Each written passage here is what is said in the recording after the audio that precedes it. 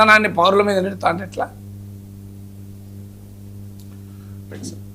ఇక భారతీయ జనతా పార్టీ నాయకులు పదే పదే చెప్తూ ఉంటారు కదా సార్, మాకు దేశం ఫస్ట్, పార్టీ నెక్స్ట్ అని చెప్పేసి. వాస్తవానికి ఇది Bharatiya Janata party fundamental principal కూడా. కానీ తెలంగాణ బీజేపీ నేత ఈటెల రాజేందర్ అంటూ ఉన్నారు సార్, తనకు తెలంగాణ ఫస్ట్, ఆ తర్వాతే పార్టీ అని చెప్పి. జనతా పార్టీ ఫండమెంటల్ ప్రిన్సిపల్, మా ఫండమెంటల్ ప్రిన్సిపల్ దేశం first, nation first, party next, personal last. నేను పక్కా బాజాప్తా తెలంగాణ మట్టి బిడ్డను. నాకు నా తెలంగాణ ఫస్ట్, తర్వాత party next, lost my personal. Etela last నా పర్సనల్. సార్ అంటే ఇప్పటివరకు నాకు తెలిసి ఏ తెలంగాణ నేత కూడా ఇంత ఓపెన్ గా చెప్పలేదు, నాకు తెలంగాణ ఏ ఫస్ట్ తర్వాతే పార్టీ అని చెప్పేసి. ఈటల అంటూ అంటే బీజేపీకి ఈటల షాక్ ఒక రకంగా. అంటే ఈటల రాజేందర్ సెల్ఫ్ రెస్పెక్ట్ ఉన్న నాయకుడు, దాంట్లో డిస్ప్యూట్ లేదు. సమాజంలో పేరున్న నాయకుడు, ఆయనకు సొంత బలం ఉన్నది. సో మొదటి నుంచి కూడా ఆయన అనీజీగానే ఈ బీజేపీలో ఉన్నాడు. నాకు ఇచ్చిన ఇంటర్వ్యూలో కూడా చెప్పాడు, నేను వేరే పార్టీ పెట్టాలనుకున్న మాట నిజం. సో నేను అనేది అందరికీ తెలుసు, కాంగ్రెస్తో చర్చ జరిపారు. లాస్ట్కు ఒక పర్టికులర్ కాంటెక్స్ట్లో కేసీఆర్తో ఆయన ఘర్షణలో ఆయన పొలిటికల్గా, పర్సనల్గా BJP is a safe option అనుకొని బీజేపీలో చేరాడు. సో బీజేపీలో చేరినప్పటి నుంచి కూడా అందరికీ తెలుసు, అక్కడున్న వర్గాలు, గ్రూపులు, వాళ్ళ మధ్య ఉండే ఘర్షణ, ఆయన అసంతృప్తి చెందడానికి పార్టీ రాష్ట్ర అధ్యక్షుడు అవుతారనుకున్నారు, ముఖ్యమంత్రి అభ్యర్థి అవుతారనుకున్నారు, సో కేంద్ర మంత్రి అవుతాడనుకున్నారు. ఇవన్నీ కూడా ఏవి జరగలేదు. రాజకీయాల్లో ఉన్నవారు అవకాశాల కొరకు ఆశపడడం తప్పని నేను అన్నాను. రాజకీయాల్లో ఉన్న వాళ్ళు అంతే కదా, తప్పేముంది. నేను ఎంపీ అయిన వాళ్ళు మంత్రి కావాలని కోరుకోవడం నేరం కాదు కదా.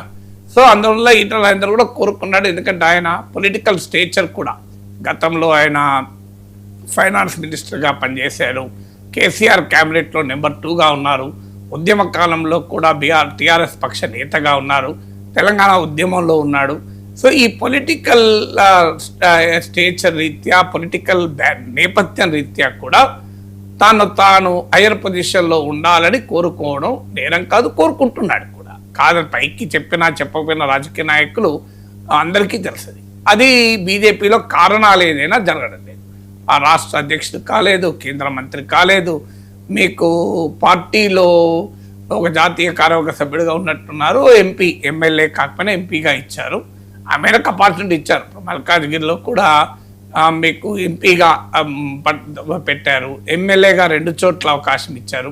కానీ ముఖ్యమంత్రి అభ్యర్థి ఆయన కోరుకున్న ఆయన ఎక్స్పెక్టేషన్స్కు పార్టీ ఆయనకి ఇచ్చిన అవకాశాలకు మధ్య ఒక పెద్ద గ్యాప్ అయితే ఉన్నది, దాంట్లో డిస్ప్యూట్ లేదు. సో ఆ గ్యాప్ రీత్యా ఈటల రాజేందర్లో అసంతృప్తి ఉండడంలో ఆశ్చర్యపడాల్సిందే లేదు. బీజేపీలో చాలామంది నాయకులు అసంతృప్తి ఉంది, ఒక ఈటల రాజేందరే కాదు. పార్టీ వ్యవహరిస్తున్న తీరు, నడుస్తున్న విధానం పైన చాలామందికి అసంతృప్తి ఉంది.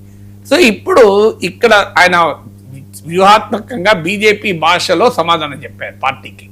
ఎవరు తప్పుబట్టలేని, క్రమశిక్షణ రాహిత్యం అని అనలేని భాషలో మాట్లాడారు.